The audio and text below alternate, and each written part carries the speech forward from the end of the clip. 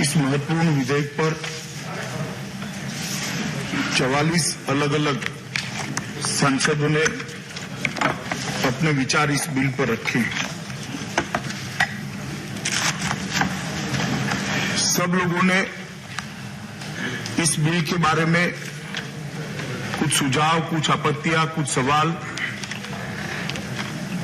कुछ समर्थन, सब अपने अपने विचार के अनुसार इस सदन पर रखा है, सदन के पटल पर रखा है। माननीय, मैं एक एक कर सभी चीजों का और सभी शंकाओं का समाधान, सभी सवालों के जवाब देने का प्रयास करूंगा। माननीय, सबसे पहले कुछ सम्मानित सदस्यों ने आर्टिकल 14 का हवाला दिया। संविधान के अलग अलग आर्टिकल को कोट कर ये बिल गैर संवैधानिक है, ऐसा अपना विचार व्यक्त किया। कुछ सदस्यों ने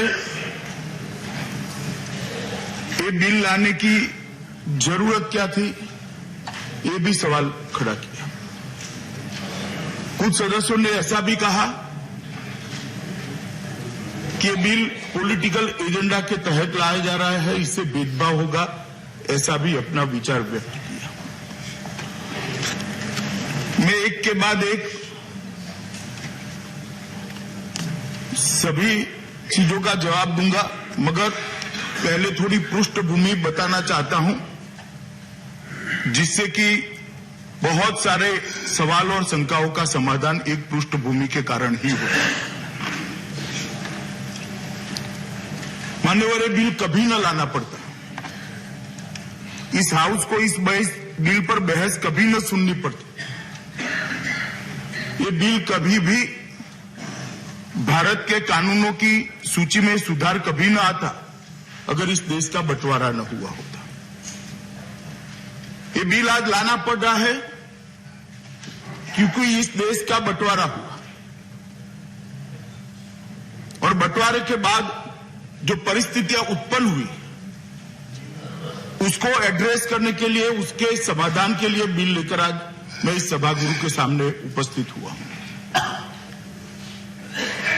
और शायद कोई सरकार पहले इसका समाधान निकल लेती तो भी मुझे आज ये बिल लेकर नहीं आना पड़ता, मगर मान्यवर, सरकारें ऐसे चली है कि समस्याओं के साथ दो दो हाथ करने की जगह सरकार चलाते रहो, इस प्रकार से सरकार चली है।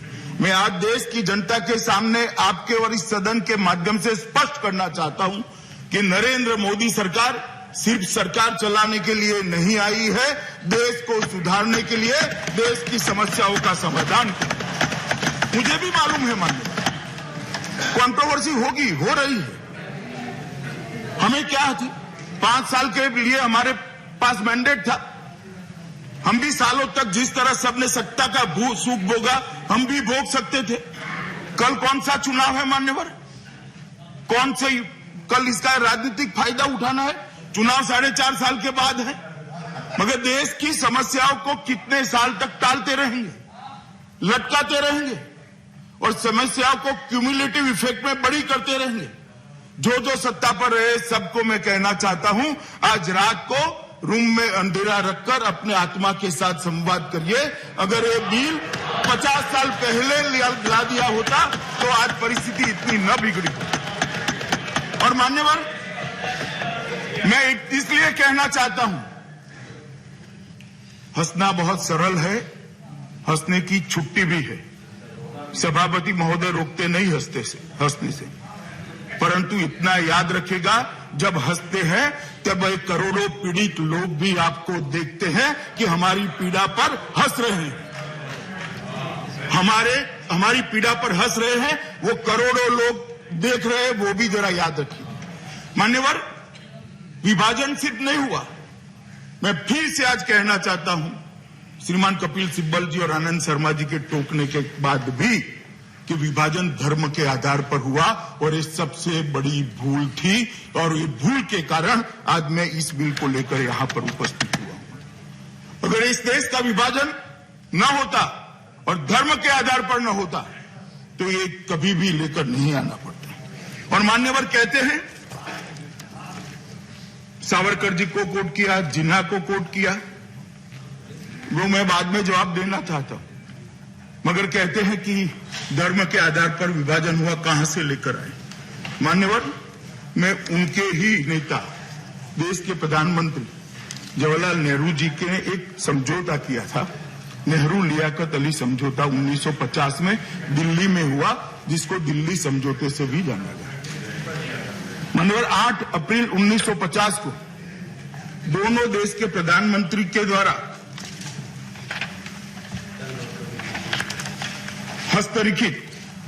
हस्ताक्षर किया हुआ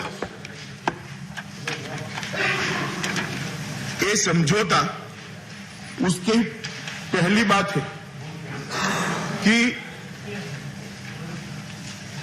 8 अप्रैल 1950 को जो समझौता हुआ, उनको दोनों ने पक्षों ने स्वीकृति दी।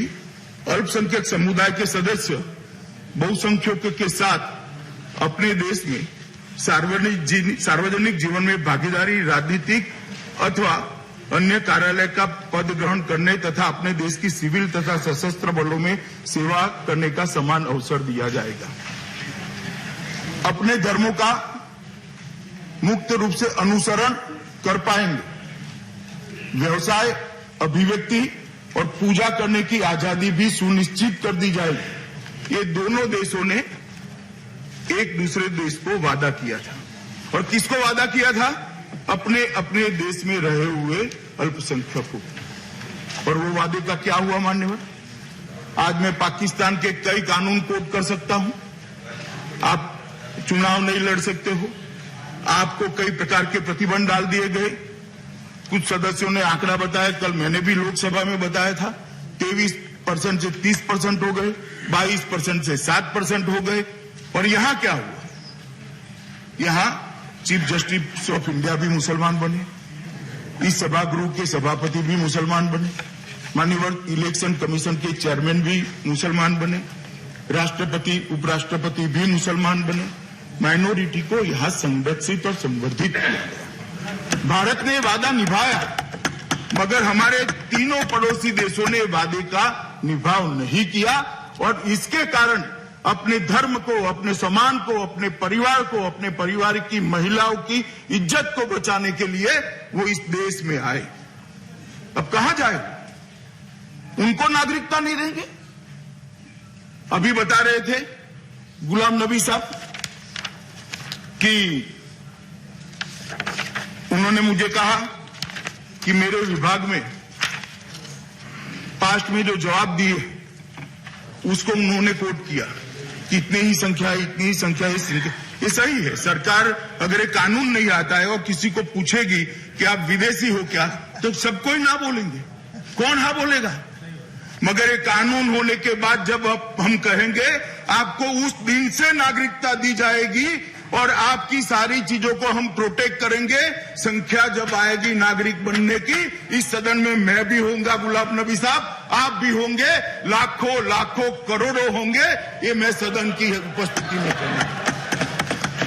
क्योंकि आपने उनको प्रोटेक्ट करने की व्यवस्था ही नहीं करी। कैसे अपने आप को वो जाहिर करते तो नौकरी चली जाती, शादी टूट जाती, अपना घर चला जाता, गिरफ्तारी भोगनी पड़ेगी। आज नरेंद्र मोदी जी जो बिल लेकर आए हैं, इसमें निर्भीक होकर वो कहेंगे हाँ हम शरणार्थी है, हमें नागरिकता दीजिए, और उनको रिट्रोस्पेक्टिव इफेक्ट से नागरिकता देने का प्रोविजन हम लेकर आए। इसलिए अब घोषणा करेंगे। जिन्होंने ही जख्म लगाए, वो जख्म क्यों लगे वो पूछते हैं।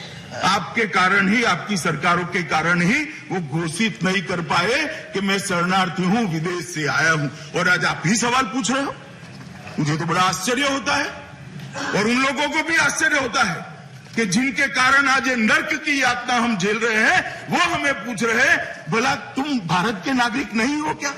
इतने भोले बन गए, इतने अनजान बन गए, आंख कान सब बंद कर दिए, उनका अंतर्नाद, इनकी चीखें सुनाई नहीं पड़ती आपको? लाखों करोड़ों लोग आज तक चित्कार कर कह रहे हैं हमारे साथ अन्याय हुआ, मगर नहीं किया। गुलाम नबी साहब पूछते हैं कि देशों का चयन किस तरह से किया। गुलाम नबी साहब पहली बार में नागरिकता के अंदर संशोधन लेकर नहीं आए, कई बार हुआ है और कई बार इस देश ने नागरिकता दी। जब श्रीलंका के लोगों को दी नागरिकता, श्रीलंका से आए हुए लोगों को दी। मैं पूछ सकता हूं भला कि उस वक्त बांग्लादेशियों को क्यों नहीं दी? जब युगांडा से लोग आए उनको नागरिकता दी। मैं पूछ सकता हूं भला कि बांग्लादेश और पाकिस्तान के वालों को क्यों नहीं? मैं अब ऐसा कहूं क्योंकि हिंदू थे इसलिए आपने नहीं दी? ऐसा नहीं होता है। एक एक समस्या को एड्रेस किया गया अलग। मैं नहीं कह रहा हूं आनंद शर्मा जी, आप दुखी मत हुइए, मैं ऐसा नहीं करूंगा, मैं ऐसा कह भी नहीं रहा हूं।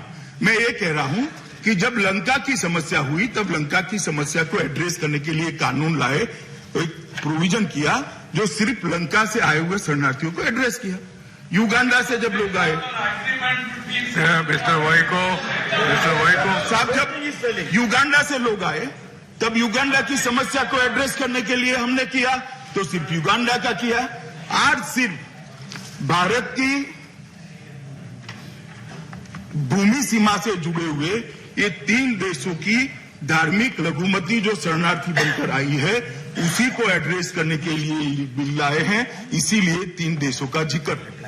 वरना जब इंदिरा जी ने बांग्लादेश के सारे शरणार्थियों को 71 में स्वीकारा तो उस वक्त लंका वाले को क्यों नहीं स्वीकारा? हमने इरादों पर शंका नहीं करी। जो समस्याएं होती है वो हल करने का प्रयास करते हैं, तब वही समस्या का समाधान होता है। इसको राजनीतिक कपड़े नहीं पहनाना चाहिए, राजनीतिक दृष्टिकोण से नहीं देखना चाहिए। और अब कह रहे गुलाम नबी साहब कि आप ध्यान बंटवाने के लिए आए हैं। गुलाम नबी साहब, हमें ध्यान बंटवाने की कोई जरूरत नहीं है। आप तो बड़े पुराने अनुभवी सांसद हो। ये बिल 1915 में हम लेकर आए थे, स्टैंडिंग कमेटी में गया, ज्वाइंट 2015 में लेकर आए, बाद में ज्वाइंट कमेटी में गया, पार्लियामेंट ने पारित किया, राज्यसभा में नहीं करने दिया तो अटक गया था। उस वक्त क्या ध्यान बटाने की जरूरत होती? 2015 में कोई ध्यान बटाने की जरूरत नहीं है। हम चुनावी राजनीति अपने दम पर लड़ते हैं, हमारे नेता की लोकप्रियता पर लड़ते हैं और जीतते हैं। मगर देश की समस्याओं का समाधान करना ये हमारा काम है और हम मानते हैं सरकारों का दायित्व है और वो हम करते हैं। और जब देश की समस्याओं का समाधान करते हैं तब उसको कहते हैं कि आप ध्यान हटाना चाहते हो। मैं मानता हूं ये ठीक नहीं है। मान्यवर, मैं फिर से लियाकत नेहरू समझौते पर आता हूं। लियाकत नेहरू समझौता होने के बाद सभी देशों के संविधान बने। समझौता समझौते की जगह रहा, फाइलों में रहा। संविधान कैसे बने? अफगानिस्तान का संविधान, आज मैं इसके अनुच्छेद 2 को पढ़ना चाहता हूं। पवित्र धर्म इस्लाम, इस्लामिक रिपब्लिक ऑफ अफगानिस्तान का धर्म है, मतलब वो राज्य देश का घोषित धर्म इस्लाम है। बांग्लादेश शेख साहब ने तो ठीक ही बनाया था, 77 और 88 में बदला गया और अनुच्छेद 2 क में लिखा गया रिपब्लिक का राज्य धर्म इस्लाम है। Pakistan, Islamic Republic of Pakistan के अनुच्छेद 2 में लिखा पाकिस्तान का राज्य धर्म इस्लाम है। अब मैं ये इसलिए बताना चाहता हूं कि तीनों देश हमारे देश की भौगोलिक सीमा से सटे हुए हैं। भारत पाकिस्तान की सीमा 3223 किलोमीटर है, भारत बांग्लादेश की सीमा 4096 किलोमीटर है और भारत अफगानिस्तान की सीमा 130 किलोमीटर है। और ये तीनों देश जो हमारी भौगोलिक सीमा से सटे हुए हैं वो एक प्रकार से अलग अलग कानूनी व्याख्या हो सकती है मगर एक प्रकार से इस्लामिक स्टेट है। अब मान्यवर, बहुत बड़ा सवाल यहां से एक खड़ा किया कि इसमें मुस्लिम क्यों नहीं है। मेरे लिए तो बड़ी आश्चर्य की बात है कि 6 धर्म के लोगों को ला रहे, इसका कोई एप्रिसिएशन नहीं है। सिर्फ मुस्लिम क्यों नहीं है ये बात पूछी। खैर, क्यों नहीं है ये भी मैं बताता हूं। मान्यवर, क्यों नहीं है ये भी बताता हूं कि ये बिल हम ये 3 देशों के अंदर जो धार्मिक प्रताड़ना जिन लघुमतियों पर हुई है उनको शरण देकर उनके सारे पास्ट के जो कागज नहीं है सब चीजों को छोड़कर नागरिकता देने के लिए लेकर आए हैं। अब जब मैं माइनॉरिटी शब्द का प्रयोग करता हूं, कोई मुझे बता दे विपक्ष में से कि बांग्लादेश, पाकिस्तान और अफगानिस्तान में इस्लाम मत के अनुयायी माइनॉरिटी कहे जाएंगे क्या? नहीं कहे जाएंगे। और धार्मिक प्रताड़ना का जहां तक सवाल है,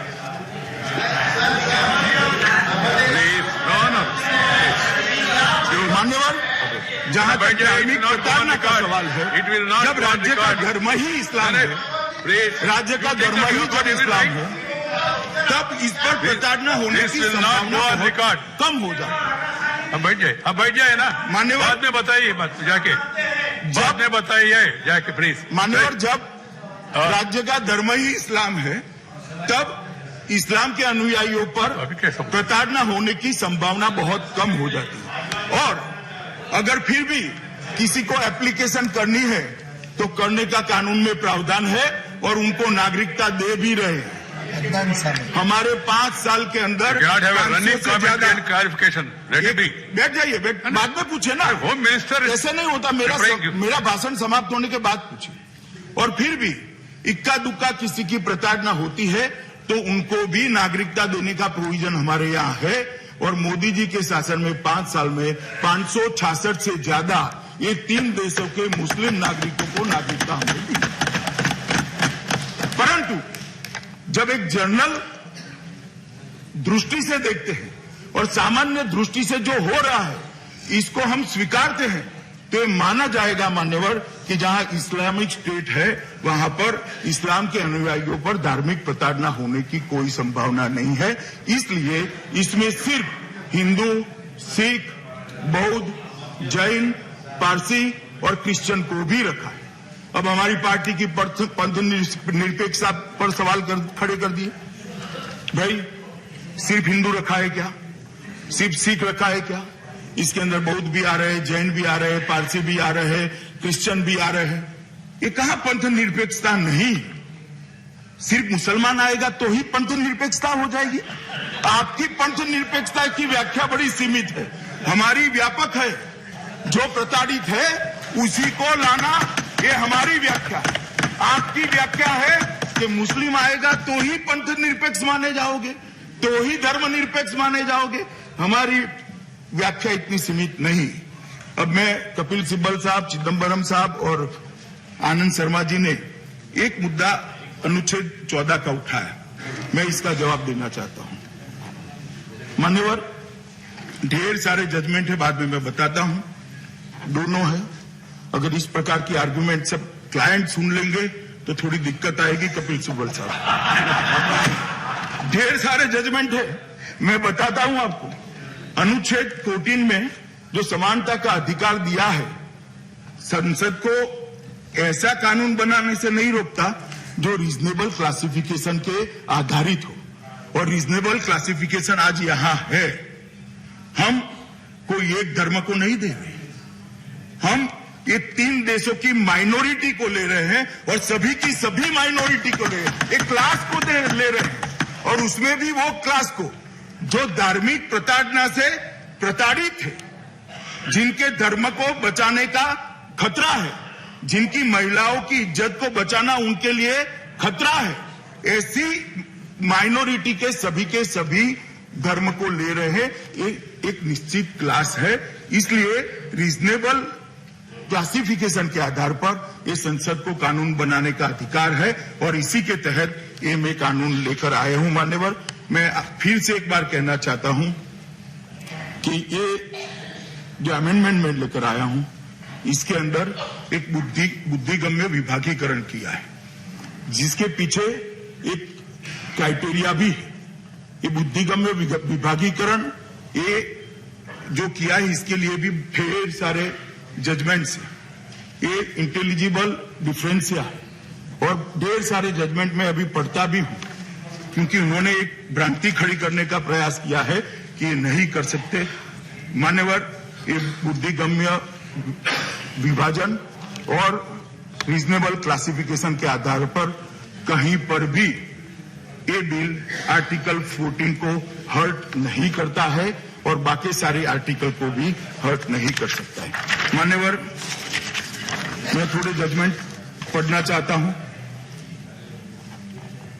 अनुच्छेद 14 में समान अधिकार की बात तो है, मगर उचित वर्गीकरण की बात की है। सबसे पहले दालमिया बनाम जस्टिस तेंदुलकर, उसमें अनुच्छेद 14 का सही अर्थ और दायरा निम्न अनुसार दोहराया गया।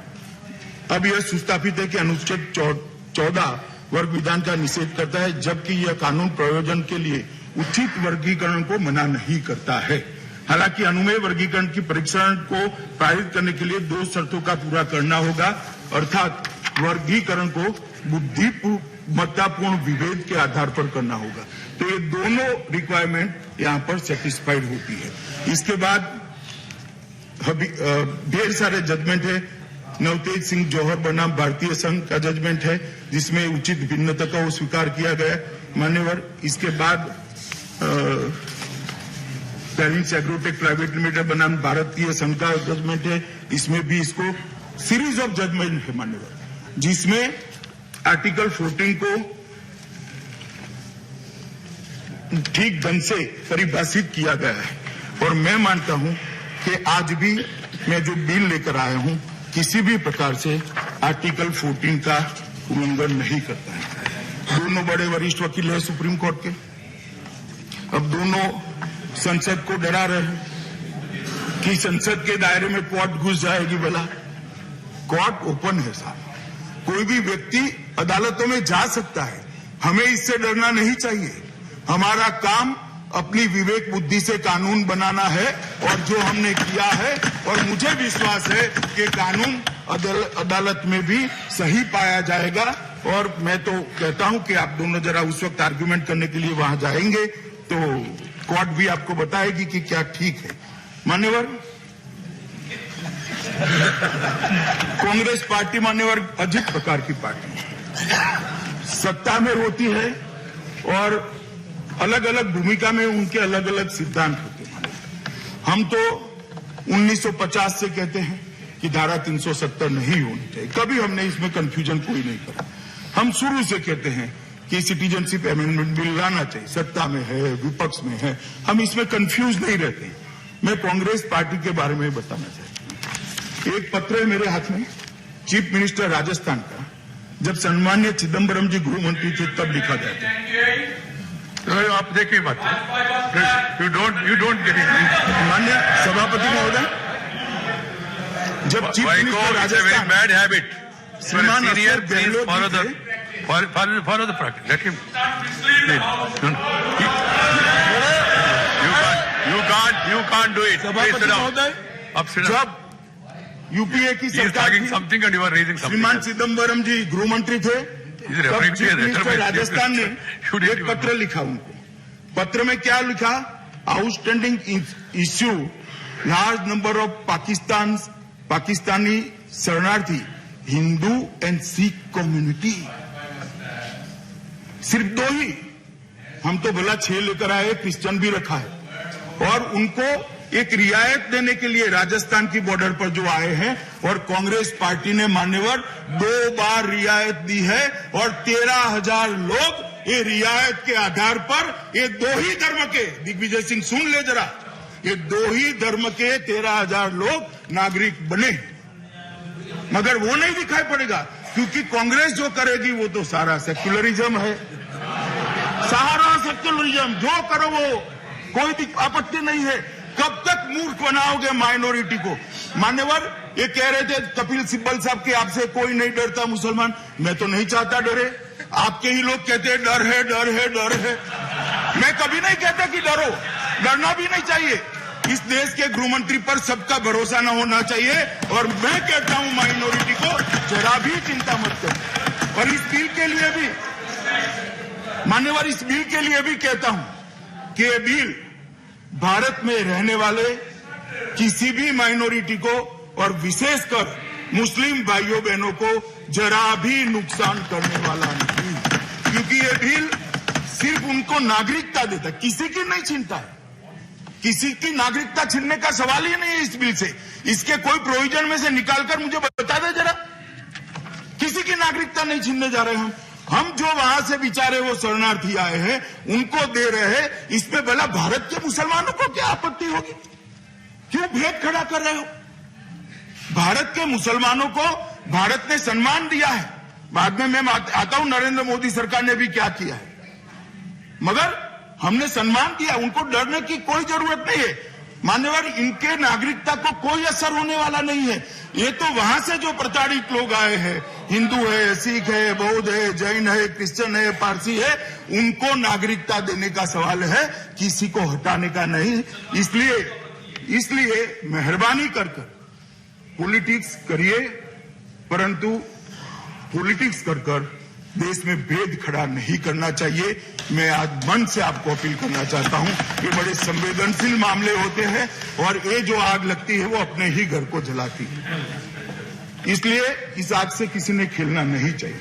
मान्यवर, 25 नवंबर 1947 कांग्रेस पार्टी के एक संकल्प को मैं पढ़ना चाहता हूं जो कांग्रेस पार्टी ने अपनी कार्यकारिणी में स्वीकार किया। कांग्रेस पार्टी पाकिस्तान के उन सभी, अब शब्द प्रयोग सुनिएगा मेरा, गैर मुस्लिमों को,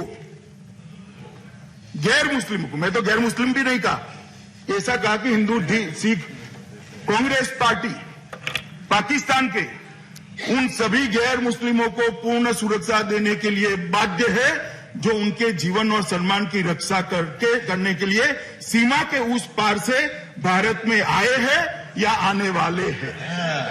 अब साहब, आप कांग्रेस पार्टी के रेजोल्यूशन को भी नहीं आपने तो नहीं माना, हम मान रहे, हमारा विरोध क्यों कर रहे हैं? मैं सोर्स कहता हूं, भारत का स्वतंत्रता संघर्ष, selected document and sources by Jagdish Sharan Sharma, volume 3, पृष्ठ नंबर 835, पार्लियामेंट की लाइब्रेरी में है, निकाल कर जरा कर लेना। दूसरा, बैठिए जरा।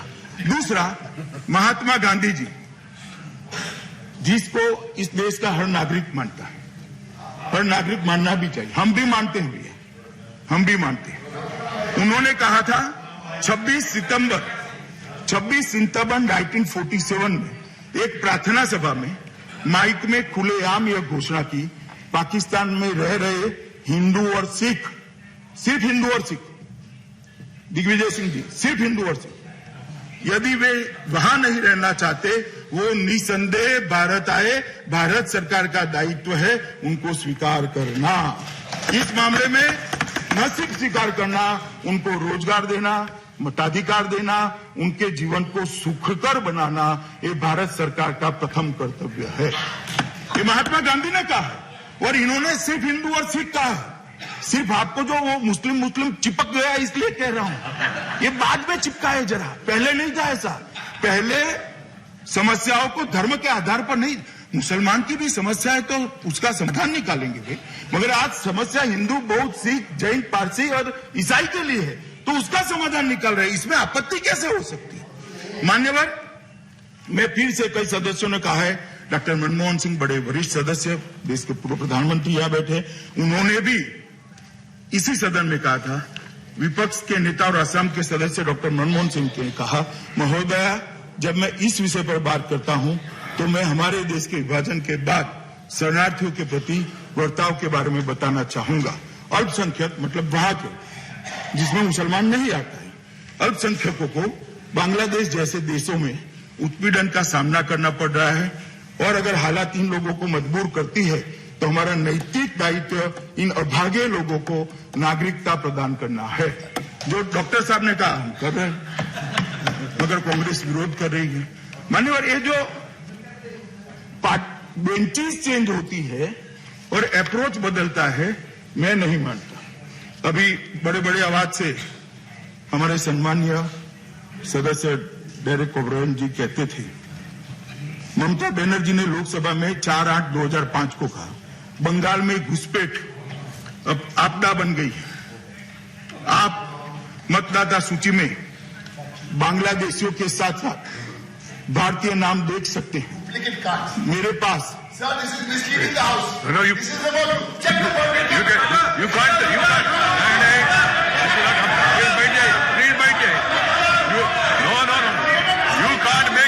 comment. Please, Mr. Derek Kumar, please sit down. Please sit down. Please sit down. This will not go on record. This will not go on record. You will have an. If it is wrong, you can move a motion. बहुत गंभीर बैठ जाइए ना. मैं If it is wrong, you can move a motion. कि सदन में इसकी चर्चा कब होगी? अब Don't go and encourage other members. नहीं कर रहे हो. You are asking members to violate the rules. Please don't do it. I am not hearing you. I have not permitted you. Please sit down. Please sit down. This will not go on record. Please बैठ जाइए. आप बैठ जाइए. आप बैठ जाइए. You can give a notice if something is wrong has been quoted. No. You please carry on. Home Minister, carry on. Home Minister, carry on.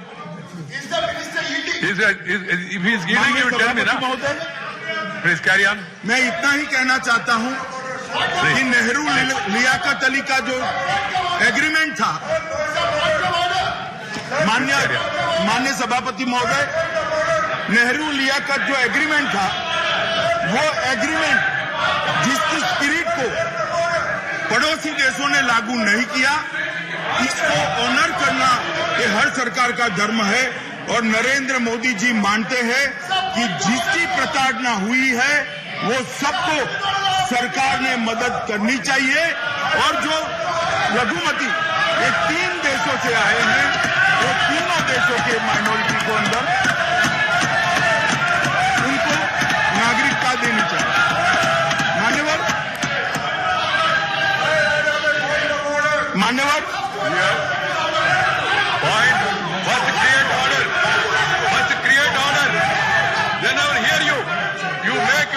members to follow the order. You are not allowing your own leader. आप बैठ जाइए. बैठ जाइए. Let him quote the rule. No. You can't do it like this. You can't do it. I will not allow. Let everybody sit down. Member quote the rule and then raise the order. And there is a disorder. You can't raise a point of order. It is not to you. Let everybody sit down and let the member quote the rule. Please. Yeah, please. That's what I'm saying. That should have been done in the beginning itself without all this.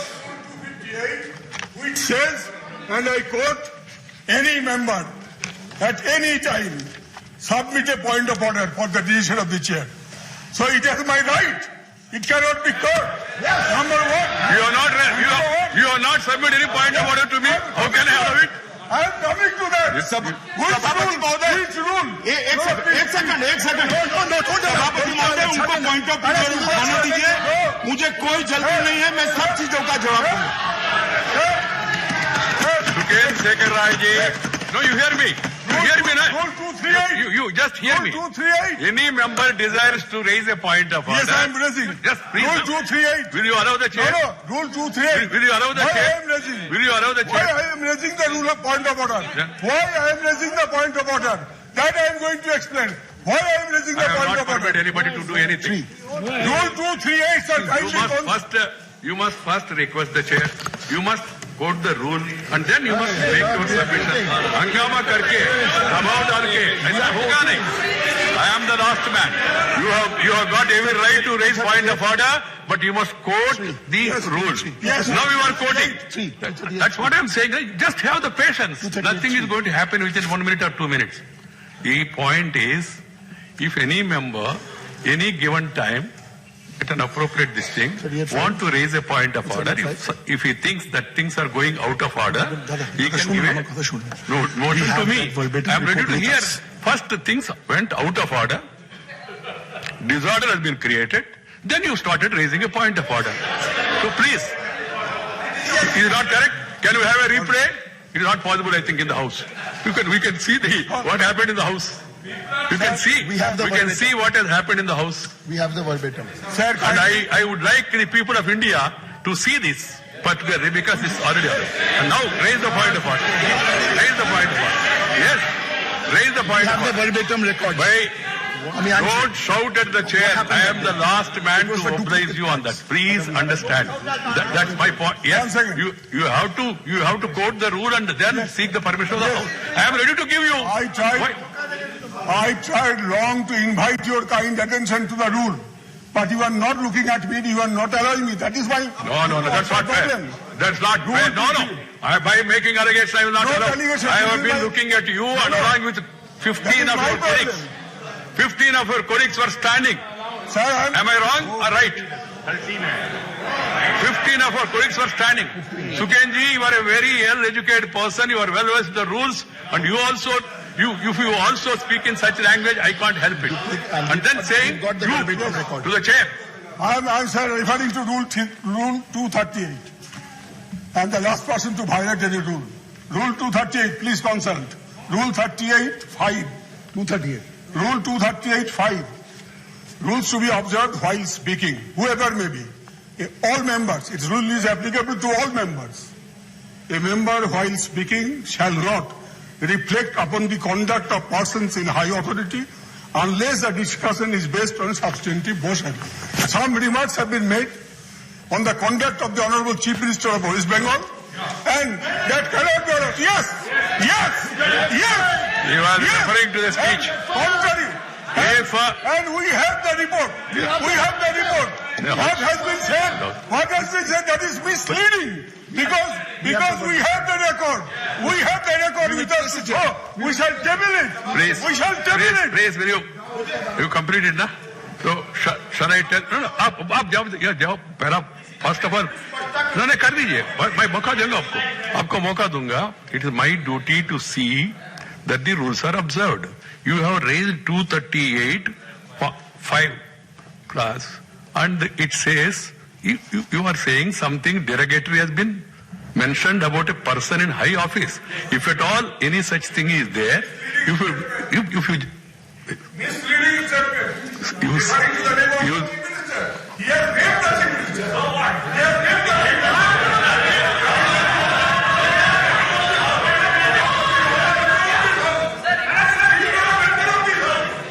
Chief Minister.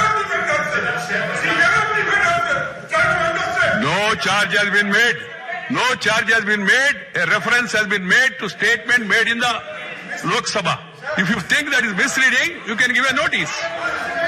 मंत्री जी, please. सभापति महोदय, इनके गुस्से को तो मैं समझ सकता हूं कि क्यों आता है, परंतु मैंने ना हाउस को मिसलीड किया है, ना सुश्री ममता बनर्जी के लिए कोई अपशब्द या कोई गलत बात कहा है. 4/8/2005 को सुश्री ममता बनर्जी लोकसभा में जो बोली, इसका कोट अनकोट मैं बोला हूं. मैंने कभी नहीं कहा है किस रेफरेंस में कहा. क्यों इतने गुस्सा हो जाते हैं? No. कैसे मगर मिसलीड किया? This is not going on the record. This is not going on the record. जो लिखा है मैं पढ़ा हूं. मिसलीड क्या किया? नहीं, मिसलीडिंग क्या है? What is this challenging and then going the gesticulation done? Ask your members to first sit down. Then I can allow you. No problem. Nothing wrong in asking for authentication. The honorable, the minister. Then I can't engage like this. I can't engage like that. I will ask the minister to conclude his speech and then go for voting. What can I do? If you violate and insistently, please, other members, anything, right? I am not allowing anybody. Anything said by a minister, you want it to be authenticated. Minister is saying he is quoting from authenticated source. End of the matter. What is the problem? What is the problem? No. It's a minister, please. Authenticate. मान्यवर, मैंने right. Sir, I have accepted already. What else you want? I am saying that he is quoting it and he has to authenticate it. He will do it. मान्यवर श्री, अब मैं सभी सदस्यों ने जो एक के बाद एक बात सदन के सामने रखी है उसको मैं बताऊंगा. मान्यवर आनंद शर्मा जी ने कहा कि भाई विभाजन हुआ, इसका हमें भी दुख है, मगर विभाजन वीर सावरकर के एक स्टेटमेंट के कारण मुझे मालूम नहीं है स्टेटमेंट सावरकर जी ने दिया है नहीं दिया। मैं इसको चैलेंज भी नहीं करता। सुनिए ना, इसको चैलेंज भी नहीं करता। मगर पूरा देश जानता है कि विभाजन का कारण जिन्ना जी थे और इनकी मांग के आधार पर देश के टुकड़े हुए थे। और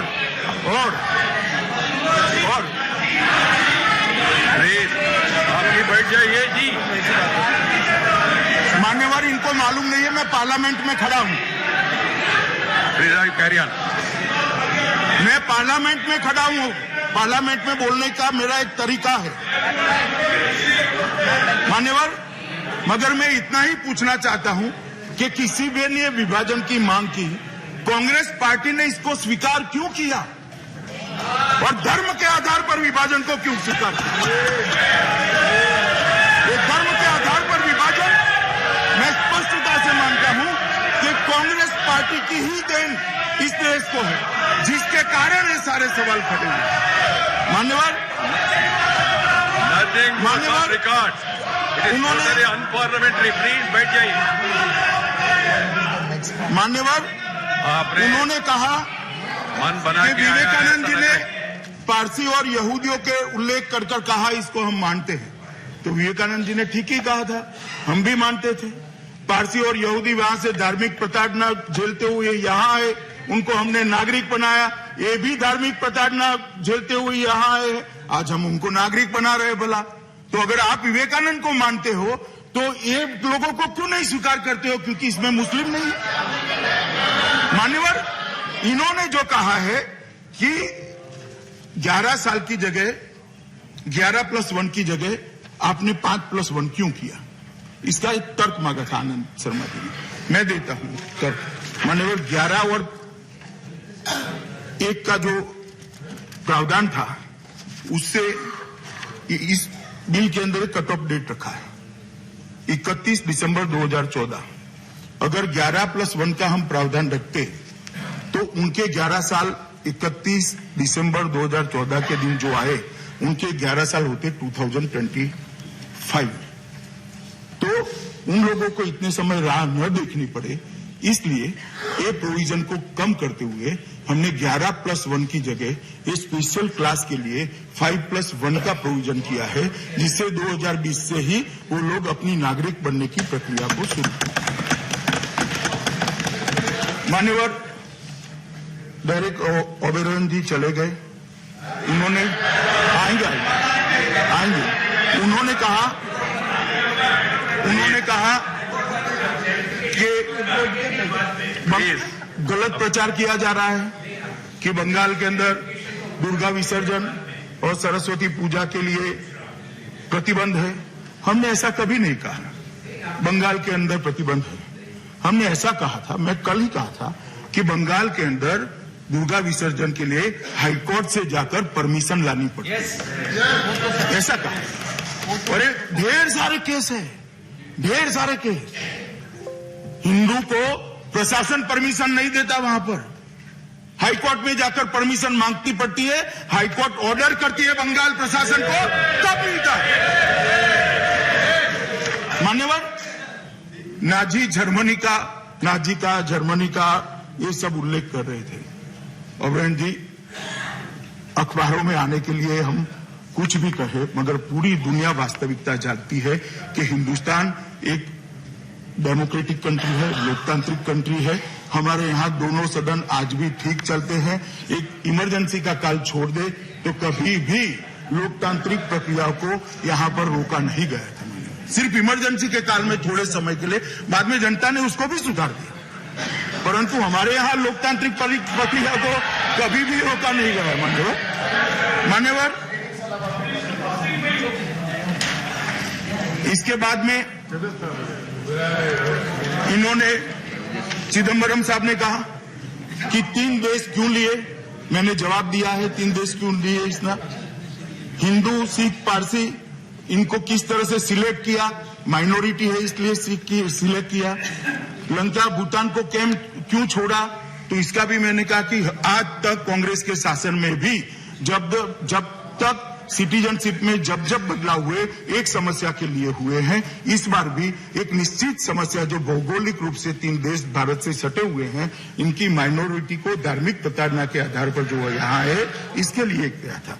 मान्यवर, उन्होंने कहा कि कैसे साबित करोगे कि धार्मिक उत्पीड़न हुआ है। एक पहले मैं बाद में बताता हूं, क्योंकि कपिल सिब्बल साहब ने भी पूछा था ऐसा, मैं जवाब देता हूं।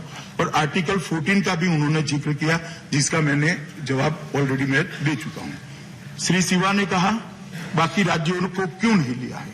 मैंने शिवाजी कहा कि आपको भी मैं अध्यक्ष जी के सभापति जी के माध्यम से कहना चाहता हूं कि हर बार एक समस्या के समाधान के लिए भारत सरकार ने हर बार करा है। जब तमिल शरणार्थियों को नागरिकता दी, लगभग 8-9 लाख लोगों को दी है, मैं आंकड़ा आगे बताऊंगा आपको, तब भी बांग्लादेशियों को नहीं दी थी, पाकिस्तान वालों को नहीं दी थी। इसलिए तमिलनाडु के साथ ये भेदभाव नहीं है।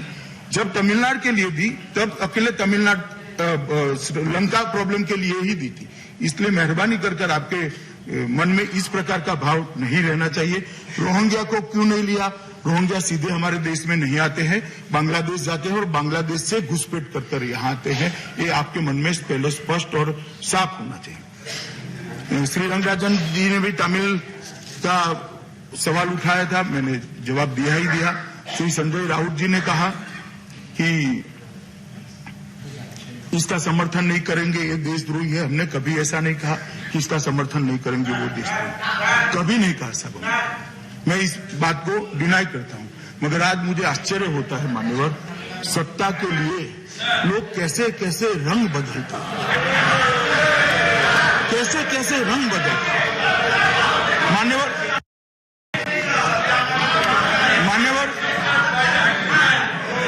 Mr. Vaiko, please sit down. Mr. Vaiko, please. Mr. Vaiko,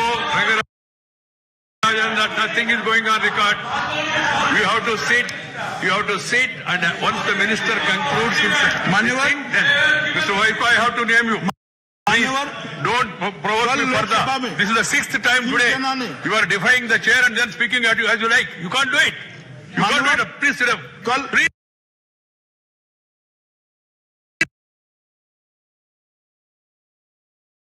Sit down. Don't create a unhealthy situation. Lok Sabha में शिवसेना ने इस बिल का समर्थन किया था। That's a different matter. मैं सिर्फ इतना ही जानना चाहता हूं, मुझे न बताए, महाराष्ट्र की जनता भी जानना चाहती है कि आज रात को क्या हुआ कि आज शिवसेना ने अपना स्टैंड बदल दिया। मान्यवर सतीश चंद्र मिश्रा ने कहा, संजय जी बाद में सतीश चंद्र मिश्रा जी ने कहा बाद में ऐसा नहीं होता।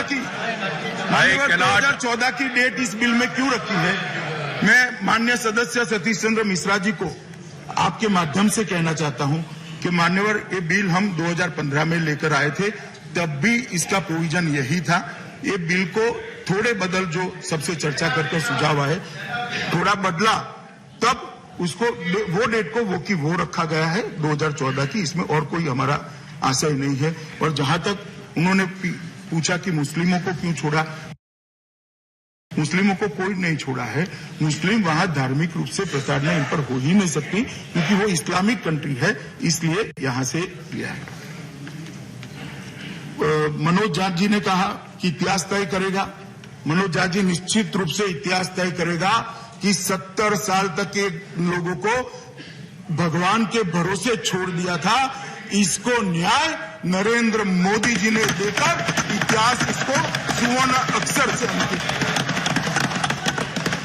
लाखों करोड़ों लोग नर्क की यातना में जी रहे थे, उनको न्याय किसी ने नहीं दिया, क्योंकि वोट बैंक की लालच के अंदर आंखें अंधी हुई थी, कान बहरे हुए थे, उनकी चीखें नहीं सुनाई पड़ती थी। मान्यवर, नरेंद्र मोदी जी ने वोट बैंक की राजनीति के लिए कभी कुछ नहीं किया, केवल और केवल ये पीड़ितों को न्याय करने के लिए नरेंद्र मोदी जी ये बिल लेकर आए हैं। मान्यवर, सिक्किम के माननीय सदस्य ने 371 को डायल्यूट न करे, ऐसा मुझे कहा। मैं उनको आश्वस्त करना चाहता हूं, ये बिल किसी भी तरह से 371 ऐप को डायल्यूट नहीं करता है। सिक्किम को 371 ऐप में सारे अधिकार अबाधित हैं। कपिल सिब्बल जी ने कहा कि आर्टिकल 14 की तो मैंने बात करी ही। कपिल सिब्बल जी ने कहा कि आपको कैसे मालूम हुआ कि धार्मिक प्रताड़ना हुई है? कितना बड़ा सवाल पूछा। कपिल सिब्बल जी बोले, आप रिकॉर्ड देख लीजिए, मैं तो उसी वक्त लिखता हूं। प्लीज कपिल जी, नहीं कपिल जी, इसका तो मैंने जवाब you दिया will get ही an दिया। opportunity, please. No, this is not allowed. This is not allowed. मान्यवर, No member got a special right. Agar- If at all his name is taken, subsequently he can wait for his turn and then ask the chairman. Chairman, definitely if name is taken, it will be allowed. मान्यवर, अगर कपिल सिब्बल जी ने ऐसा नहीं कहा है तो मेरा जवाब भी रिकॉर्ड पर न रहे, मगर कहा है तो मेरा जवाब जरूर रिकॉर्ड पर रहना चाहिए। कपिल सिब्बल साहब, पूरी दुनिया, ढेर सारे यूएन ह्यूमन राइट कमीशन के रिपोर्ट्स, दुनिया भर के अखबार, भारत के कई अखबार, और आप भी चले जाइए बंगाल में और आसाम के अंदर तो आपको भी मिलेंगी ढेर सारी कहानियां। कई सारे सिख दिल्ली में रहते हैं। दिल्ली में 21,000 से ज्यादा सिख रहते हैं जो अफगानिस्तान से आए। कैसे मालूम पड़ा? हमारे आंख और कान खुले हैं। वोट बैंक की लालच ने हमारे आंख कान बंद नहीं करे, इसलिए हमें मालूम पड़ता है। मान्यवर, उन्होंने कहा कि मुसलमान हमसे नहीं डरते। नहीं ही डरने चाहिए, नहीं डरने चाहिए, और आप डराइए भी मत। आप कह रहे हैं कि इससे मुसलमानों का अधिकार चला गया, मुसलमानों का अधिकार चला गया, मुसलमानों का अधिकार चला गया। मुझे बताइए सिब्बल साहब, इसमें मुसलमानों का, जो भारत का मुसलमान है, इसका अधिकार कैसे जाता है? इसकी नागरिकता कोई नहीं छीन रहा साहब। ये नागरिकता देने का बिल है, नागरिकता लेने का बिल नहीं है। ये नागरिकता देने का बिल है। उसके अधिकार के साथ कोई छेड़खानी मान्यवर ये बिल को नहीं। इसीलिए मैं कहता हूं माइनॉरिटी को कि अपप्रचार में मत आइए, ये भ्रामक प्रचार के अंदर मत आइए। ये जो आपको डराने का कार्यक्रम है वो पॉलिटिकल कार्यक्रम है। वास्तविकता यह है कि इस बिल से भारत के मुसलमानों की सिटीजनशिप से स्नान सूतक का कोई संबंध नहीं है। मान्यवर संजय सिंह जी ने कहा कि यूपी, बिहार और राजस्थान के लोग विस्थापित, पूर्वांचल, राजस्थान, सबके कोई नहीं होगा, इसकी चिंता आप मत करिए। हम बहुत अच्छे तरीके से कर रहे हैं। जो भारत के नागरिक है, इनको इस बिल से कोई किसी भी प्रकार से हर्ट नहीं होगा। मान्यवर, ये रिकॉर्ड पे नहीं जा रहे। अभी सिटीजनशिप अमेंडमेंट बिल चल रहा है। This will not go on record. मान्यवर, Minister need not reply to him. अभी Minister need not reply to him. मैं उनको जवाब नहीं देता मान्यवर। मैं इतना ही कहता हूं कि अभी हम सिटीजनशिप अमेंडमेंट बिल पर चर्चा कर रहे हैं। सिटीजनशिप अमेंडमेंट बिल के अंदर किसी भी की नागरिकता लेने का कोई प्रस्ताव ही नहीं है। जो प्रताड़ित लोग हैं, जो माइनॉरिटी है, वहां पर हिंदू, सिख, बौद्ध, जैन, पारसी, क्रिश्चियन, उनको नागरिकता देने का प्रस्ताव है, लेने का प्रस्ताव नहीं है। और मुझे आइडिया ऑफ इंडिया समझाने का प्रयास करते थे। भाई आइडिया ऑफ इंडिया जहां समझाना समझा दो। मेरी तो 7 पुश्तें यहां जन्मी है, मैं विदेश से नहीं आया हूं। मुझे मालूम है आइडिया ऑफ इंडिया। मुझे मत समझाइए कभी भी। हम तो इसी देश में जन्मे हैं, यहीं मरेंगे।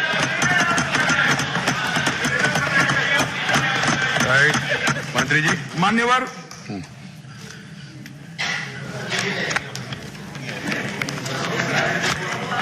प्लीज। मान्यवर जावेद अली खान एसपी के जो माननीय सदस्य हैं, उन्होंने कुछ मुद्दे उठाए। उन्होंने कहा कि हम मुस्लिम मुक्त बन जाएंगे। जावेद अली खान, आप भी चाहोगे तो ये देश मुसलमान मुक्त नहीं होगा, चिंता मत करो। इस देश के हर नागरिक को अपना अधिकार मिले, ये नरेंद्र मोदी सरकार का प्राथमिक दायित्व है और कमिटमेंट है। मैं ध्रुव पर कहना चाहता हूं, और नरेंद्र मोदी सरकार का एक ही धर्म है, इस देश का संविधान, जो इस देश को कभी भी मुस्लिम मुक्त बनाने का परमिशन नहीं देता है। इसलिए ना आप भी चिंता करिए, ना दूसरों को भी चिंता कराइए।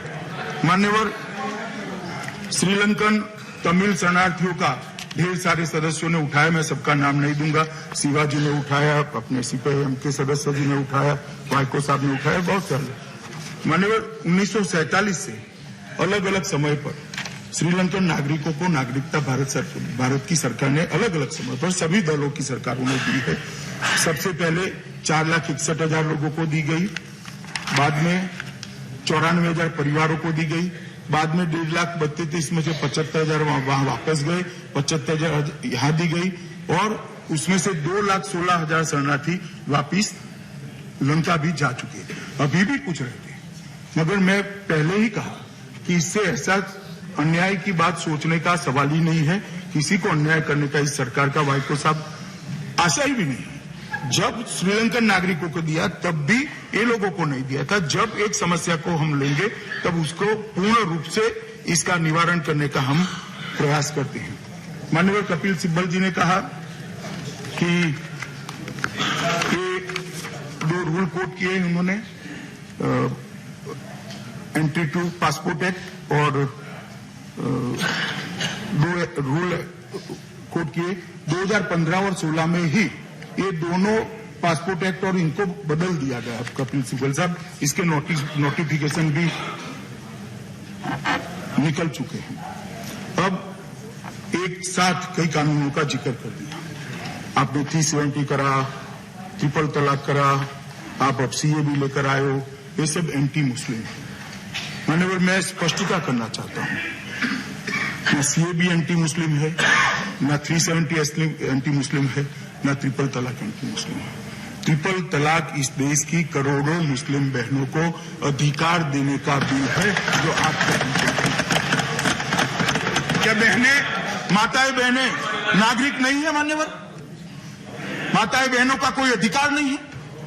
आज तक नहीं था। नरेंद्र मोदी सरकार वोट बैंक को सिरे कर रखते हुए ये माताओं बहनों को अधिकार। आर्टिकल 370, क्यों कश्मीर में हिंदू नहीं रहते, बौद्ध नहीं रहते हैं, सिर्फ मुसलमान रहते हैं? इस तरह से क्यों सोचना? आर्टिकल 370 सबके लिए उठाया है, कोई मुस्लिम कम्युनिटी के लिए नहीं उठाया है। और आर्टिकल 370 उठने के बाद भी आज भी कश्मीर में शांति है और सारे मुसलमान शांति के साथ हैं। मान्यवर, सीएबी कैसे एंटी मुस्लिम बनेगा? मान्यवर, सीएबी के अंदर कहीं पर भी किसी मुसलमान की नागरिकता को छूने का कोई प्रस्ताव नहीं है। बाकी जो वहां की माइनॉरिटी है उसको देने का मान्यवर सवाल है। तो मैं नहीं मानता कि सीएबी किसी भी तरह से एंटी मुस्लिम हो सकता है। मान्यवर, आसाम के दोनों सदस्यों ने कई सारी चिंताएं व्यक्त करी। मैं उनको आश्वस्त करना चाहता हूं कि 1985 में जो आसाम समझौता हुआ था तत्कालीन प्रधानमंत्री श्री राजीव गांधी और वहां के आंदोलनकारियों के बीच में, इसमें जो क्लॉज 6 है वो क्लॉज 6 आसाम के मूल लोगों की भाषा, संस्कृति, सामाजिक सरोकार, उनका साहित्य और चुने हुए लेजिस्लेटिव असेंबली और स्थानीय इकाइयों की जगहों पर उनके मिनिमम रिजर्वेशन के, उनके लिए जो रिजर्वेशन था, इसकी चिंता करने का एक क्लॉज 6 था। मगर अब तक, जब तक भारतीय जनता पार्टी की सरकार नहीं आई, क्लॉज 6 पर कोई कमेटी नहीं बनी। वादा कर दिया गया, एग्रीमेंट हो गया, मगर उसका अमल नहीं किया। जो जोर जोर से बोलते हैं उनको मैं कहना चाहता हूं कि आपकी ही सरकार थी आसाम में 15 साल, आसाम के ही राज्यसभा के सदस्य देश के प्रधानमंत्री थे और आसाम में ही सरकार थी, यहां पर भी 10 साल रही, मगर क्लॉज 6 को कभी भी जमीन पर उतारा नहीं गया। आसाम के लोगों को सिर्फ क्लॉज 6 कागज पर दिया गया। नरेंद्र मोदी सरकार ने क्लॉज 6 के लिए आसाम के लोगों की कमेटी बनाई है और इनका रिपोर्ट आते ही आसाम समझौता का हम पूर्ण रूप से पालन करेंगे। मान्यवर, मैं आसाम के सभी भाइयों बहनों को आश्वस्त करना चाहता हूं कि आपकी भाषा की भी चिंता हम करेंगे, आपके साहित्य की भी चिंता हम करेंगे, आपकी बोलियों की चिंता जो ट्राइबल की है उसकी भी चिंता हम करेंगे और आपको उचित स्थान पॉलिटिकल रिजर्वेशन मिले उसकी भी चिंता हम करेंगे। किसी को इस पर शंका रखने की जरूरत नहीं है। मान्यवर, मैं अब कुछ चीजें बताना चाहता हूं ये बताने के पीछे मेरा मकसद ये है कि सदन से माध्यम से देश भर की जनता को और इस सदन के माध्यम, आपके माध्यम से सारे सदन के सम्मानित सदस्यों को कुछ वास्तविकता मालूम पड़े। हर लोग, हर पॉलिटिकल पार्टी जो इसका विरोध कर रही है, बिल क्यों लेकर आए हो, बिल क्यों लेकर आए हो, बिल क्यों लेकर आए हो, मैं उनको कुछ चीजें 1-2 दिन की जो प्रक्रिया हुई उसमें समझाना चाहता हूँ। गुलाम नबी साहब ने अलग प्रकार के समझाने का प्रयास किया, मगर एक अलग दृष्टिकोण भी है जो मैं सदन के पटल पर रखना चाहता हूँ। दिल्ली हरियाणा सीमा पर एक ट्रांजिट कैंप है, भट्टी माइंस, संजय कॉलोनी बस्ती। वहां मान्यवर साहिबा और रबेजी नाम की 2 बहनें बहुत कठिनाई से भागकर यहां आई हैं और अपने पतियों के साथ, बच्चों के साथ 2013 में वो कराची से भारत आई। उनका कहना है युवा लड़कियों, जवान महिलाओं को उठा लिया जाता था, सेक्सुअली प्रताड़ित किया जाता था या इस्लाम कबूल करने के लिए पाकिस्तान में हम पर दबाव बनाया जाता था। आज ये बिल आने के बाद अब तक हमको नागरिकता नहीं मिली थी, आज हम सम्मान के साथ जीने की आशा कर रहे हैं क्योंकि बिल लेकर। मान्यवर, रेफ्यूजी कैंप शरणार्थियों को अपनी पहचान देने की सबसे बड़ी समस्या है। भट्टी माइंस में ही गारमेंट का काम करने वाली एक लड़की किरण रोते रोते टीवी के सामने बोली, हम नहीं बता सकते कि हम रेफ्यूजी हैं, हम नहीं बता सकते कि हम वहां से आए हैं। जो पूछते थे कितने हैं, क्यों आंकड़ा नहीं आता, इनको मैं कह रहा हूं क्योंकि यहां हमें पाकिस्तानी मानते हैं, इसलिए हम हमारी आइडेंटिटी छुपाते हैं। वहां पर तो हमारे साथ अत्याचार होता ही था, यहां पर भी हमें हमारी आइडेंटिटी छुपानी पड़ती है। अब ये बिल आया है तो हम सम्मान के साथ कहेंगे कि हम भारत देश के नागरिक हैं। मान्यवर, शौकत राम अपने परिवार के साथ 13 वर्ष के थे तब आ गए, अब 32 वर्ष के हो गए। वो अपने 3 बच्चियों के पिता भी बन चुके हैं और वो कह रहे हैं हमारा बहुत लंबे समय से एक सपना था कि हम सम्मान के साथ अपने देश के अंदर नागरिक बनकर जी पाएंगे। अब ये हमारा सपना पूरा होगा। बलराम ने अपने मित्रों को पाकिस्तान में, सिंध में फोन कर कहा, जय श्री राम, आज हमारे सभी स्वप्न पूरे होने जा रहे हैं। मान्यवर,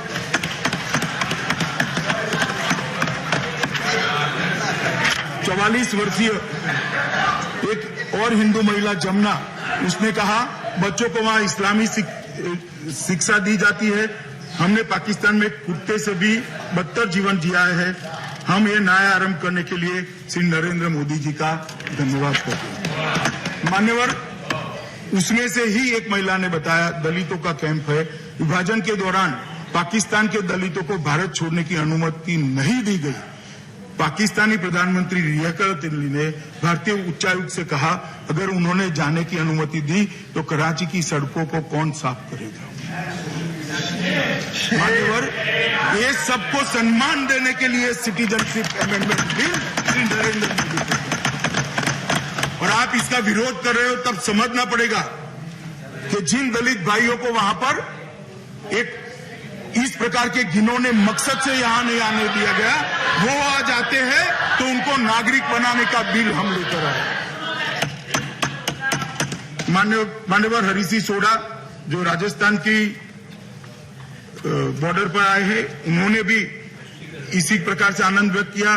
बांग्लादेशी हिंदू शरणार्थियों के साथ काम करने वाली एक संस्था निखिल बंग नागरिक संघ ने भी वहां कहा कि हम पर वहां जो प्रताड़ना हुई है, मुझे मालूम नहीं पड़ता यहां आने के बाद भी अब तक भारत सरकार सिंधियों या तिब्बतियों की तरह हमें क्यों नहीं स्वीकारा अब तक।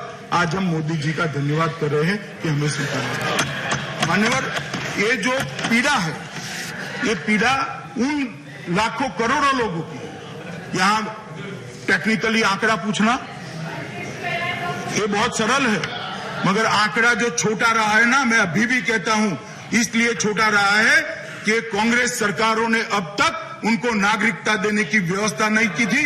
आज ये बिल पारित होने के बाद, ये सदन मेरा समर्थन कर दे, ये बिल पारित होने के बाद जब नागरिकता शुरू होगी, आंकड़ा मैं भी देखूंगा, आप भी देखेंगे और अगले साल इस पर चर्चा भी करेंगे। मान्यवर, कई सारे बातों पर सवाल उठाए गए। एक तो मेरी कई बार समझ में नहीं आता, मैं कांग्रेस के नेताओं का बयान सुनता हूं, शायद कोइंसिडेंट ही होगा, कोई इरादे में कमी नहीं होगी, परंतु कांग्रेस के नेताओं के बयान और पाकिस्तान के नेताओं के बयान कई बार घुल मिल जाते हैं। मान्यवर,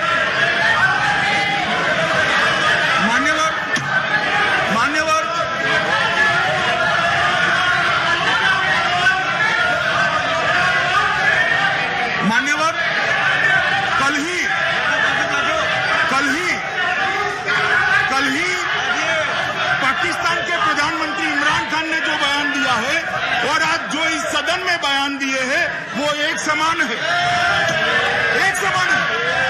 एयर स्ट्राइक के लिए जो बयान दिए गए, एयर स्ट्राइक के लिए वो और कांग्रेस के नेताओं के बयान एक समान है। सर्जिकल स्ट्राइक के वक्त जो बयान दिए गए कांग्रेस के नेताओं के माध्यम से और पाकिस्तान के नेताओं के माध्यम के एक समान है। 370 पर पाकिस्तान के नेताओं ने जो बयान दिए और उसको यूएन में कांग्रेस के नेताओं के बयान को यूएन में पाकिस्तान के प्रधानमंत्री ने कोट किया, वो भी एक समान है। मान्यवर, और सिटीजनशिप अमेंडमेंट बिल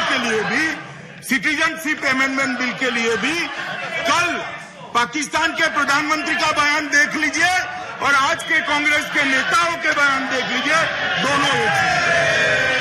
मान्यवर, मेरी समझ में नहीं आता। मान्यवर, मिर्ची क्यों लग रही है?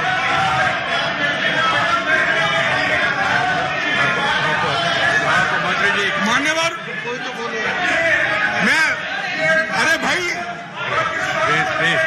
इतना बौखलाते हो, मैं पूछना चाहता हूं कांग्रेस पार्टी ने एनिमी प्रॉपर्टी बिल का विरोध क्यों किया था?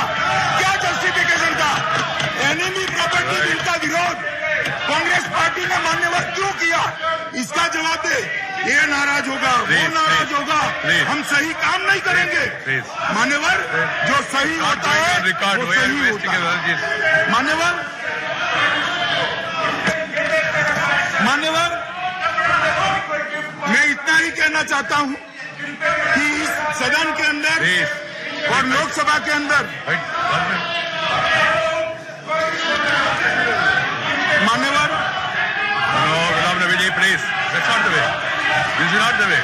मान्यवर, अब बैठ जाइए।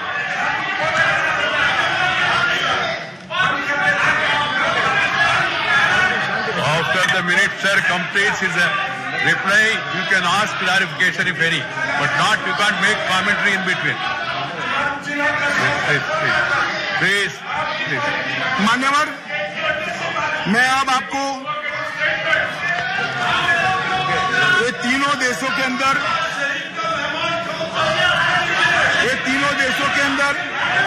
धार्मिक लघुमतियों पर, अल्पसंख्यकों पर जो अत्याचार हुए, Nothing shall go on record other than what the chairman बताना permits. चाहता हूं मैं।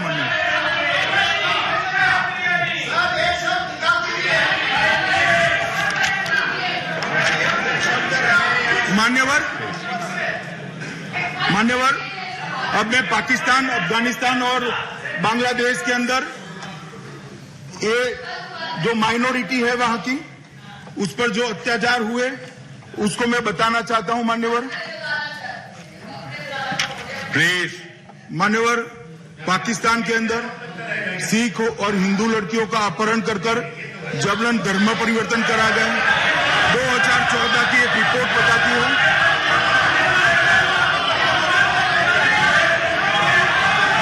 साहब, मैं पाकिस्तान बोलूं उसमें उनको गुस्सा क्यों आता है, मेरी समझ में नहीं आता। मैं पाकिस्तान की बात कर रहा हूं भैया, आप क्यों गुस्सा हो रहे हो? प्लीज एक गलत मैसेज आएगा, वो पाकिस्तान और अफगानिस्तान के बारे में, बांग्लादेश के बारे में बोल रहे हैं, आप आपत्ति व्यक्त कर रहे हैं, ऐसा मत। आपके बारे में जो रेफरेंस है उस समय पे आप पूछ सकते हैं। की रिपोर्ट ने प्लीज 2014 का 428 हिंदू पूजा स्थलों में से केवल 20 बच गए। मान्यवर, ईसाई धर्म की बेटी आसिया बीबी का मामला जग विख्यात है। मान्यवर, 47 में जो 23% वहां पर रिलीजियस माइनॉरिटी थी, अब 3.7% रह गई।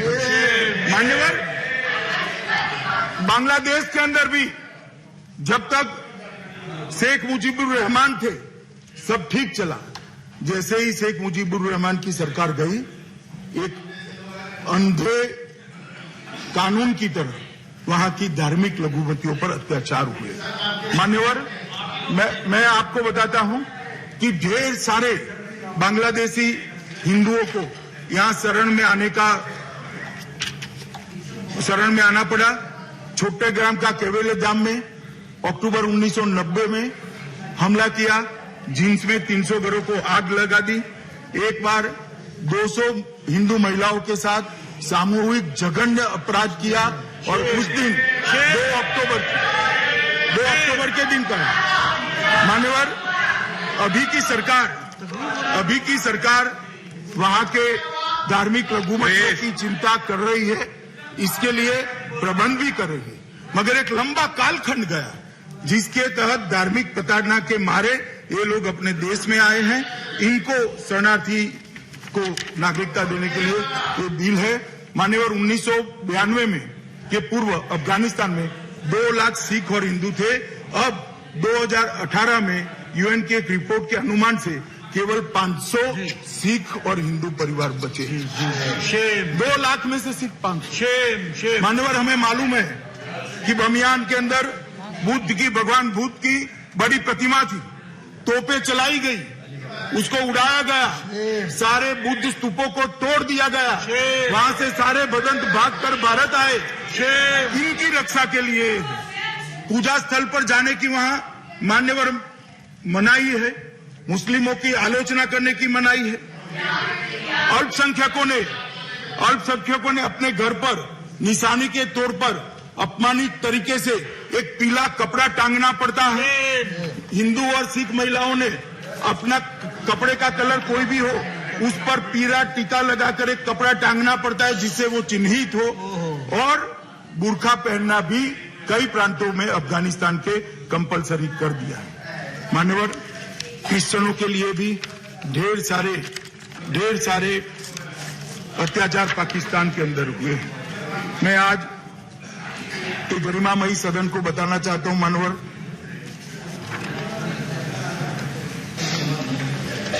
पाकिस्तान में ईसाइयों के साथ बहुत बुरा सलूक हो रहा है। उन्हें अछूत समुदाय माना जाता है। उनकी जीवन की दशा दयनीय है। बेहद गरीबी की स्थिति में मलिन बस्ती में रहने के लिए उनको मजबूर किया गया है। एक केरल के पादरी को वहां उठाकर ले गए थे। हमारे प्रधानमंत्री नरेंद्र मोदी जी ने इंटरवीन कर उनको छुड़ाने का काम किया। जुलाई 2010 में कराची के बगल में मुराद मेमन गोट में 150 क्रिश्चियन लोगों की बस्ती पर हमला किया और 34 से ज्यादा मौत के घाट उतार दिए गए। चर्च को तोड़ दिया गया। मान्यवर, 2002 में कुछ बंदूकधारियों ने तक्षशिला के क्रिश्चियन अस्पताल में बम फेंके, जिसमें 2 नर्स और 2 नन सहित 4 लोगों की मौत हुई, 25 घायल हुए। 2009 में कुछ अज्ञात बंदूकधारी ने कराची शहर के बीचों बीच क्रिश्चियन चैरिटी संस्था पर हमला कर 6 लोगों को मार दिया, 24 घायल हुए। 2009 में एक मुस्लिम धर्मगुरु के द्वारा ईसाइयों को मारने का आह्वान करने पर 2 मुस्लिम बंदूकधारी बुरखे में आकर एक चर्च पर बम फेंका, जिसमें 3 क्रिश्चियन बच्चियों की मौत हो गई। 2005 में संगला हिल 3000 मुस्लिम उग्रवादियों ने हमला कर रोमन कैथोलिक आर्मी और चर्च पर हमला किया और पूरे चर्च को ध्वस्त कर दिया। मान्यवर, 2009 में गोजारा के दंगों में ईसाई अल्पसंख्यकों के खिलाफ लगातार हमले हुए। 2011 में गुजरावाला शहर में 500 प्रदर्शनकारियों ने ईसाई समुदाय पर हमला कर कम से कम 20 लोगों को मार दिया और ढेरों घायल हुए। 2013 में लाहौर की ईसाई बस्तियों को मुसलमानों ने हमला कर 100 से ज्यादा घर जला दिए, जिसमें 20 लोग जिंदा जल गए। मेरे पास ये पूरा, मैं तो इसको रिकॉर्ड पर भी रखना चाहता हूं, क्योंकि ये मान्यवर, अंत में मैं इतना ही कहना चाहता हूं कि मैं जो बिल लेकर आया हूं वो किसी की भावना हर्ट करने के लिए नहीं, किसी भी धर्म समुदाय के लोगों को दुखी करने के लिए नहीं। मैं इतना ही कहना चाहता हूं, जो अभी मेरा भाषण चल रहा है भैया। मैं नहीं सुन रहा हूं, आप चिंता मत करिए। मान्यवर, ये जो लोग चिंता कर रहे हैं कि माइनॉरिटी का बाद में इस देश के माइनॉरिटी की और मुसलमानों के साथ अन्याय होगा, ये नहीं अन्याय होगा। मैं एक आंकड़ा सदन के सामने रखना चाहता हूं। 2013-14 में जो कांग्रेस का अंतिम बजट था, इसमें माइनॉरिटी कल्याण के लिए 3500 करोड़ थे। 19-20 के बजट में 4700 करोड़ रुपया नरेंद्र मोदी सरकार ने। मान्यवर, कई सारे उस्ताद से लेकर उनके रोजगारी के ढेर सारे कार्यक्रम यहाँ चालू हुए। इस देश का वाइस प्रेसिडेंट मुस्लिम बन सकता है, प्रेसिडेंट बन सकता है, इलेक्शन कमीशन का चेयरमैन और सीआई भी बन सकता है। हमारे देश में कभी पर भी किसी भी धर्म के अनुयायी के साथ हमने अन्याय नहीं किया और ये हमारे देश का गौरवप्रद इतिहास है। और मैं विश्वास दिलाना चाहता हूं कि श्री नरेंद्र मोदी भी इस विश्वास को कंटिन्यू करने जा रहे हैं। ये सीएबी का जो बिल है, इस देश के मुसलमानों की नागरिकता को किसी भी दृष्टि से हर्ट नहीं करेगा। ये नागरिकता देने का बिल है, नागरिकता लेने का बिल नहीं है। दूसरी बात, मैं इतना ही कहना चाहता हूं, अगर इसी दृष्टि से सोचे तो फिर तो दुनिया में जितने लोग हैं सबको हमने नागरिकता दे देनी चाहिए। कौन से देश में ऐसा प्रावधान है? ह्यूमन राइट के चैंपियन देश सारे हैं, वहां जरा कोई एक भारत का नागरिक को नागरिकता दिलाकर देख ले। दे सकते हैं क्या? ले सकते हैं क्या? हर देश ने अपने कानून बनाए, हम भी अपना कानून बना रहे हैं। हर एक को यहां नागरिकता नहीं मिल सकती। एक स्पेशल क्लास के लिए एक एक्ट लेकर आए हैं। मेरा आप सभी से निवेदन है कि ये करोड़ों लोगों के जीवन को एक नया सवेरा देने के लिए नरेंद्र मोदी जी जो बिल लेकर आए हैं, इसको आप लोग स्वीकार करें। ऐसी विनम्रता से प्रार्थना कर मैं मेरी बात को समाप्त। I have please